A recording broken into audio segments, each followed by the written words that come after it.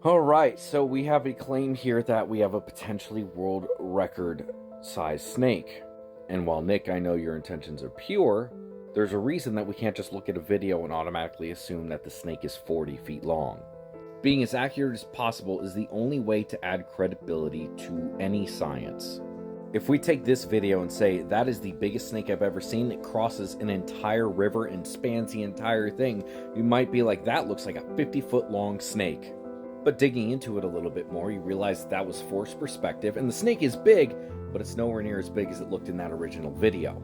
This snake looks absolutely enormous, and it takes up an entire path, but there's no perspective on how big this animal actually is.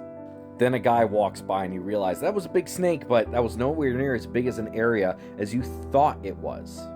There's a reason that Lolong is the largest crocodile ever found. Officially, Lolong was measured multiple times by multiple credible sources.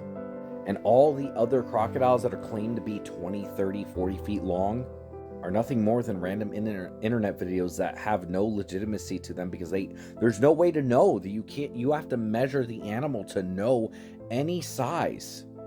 And assumptions don't work.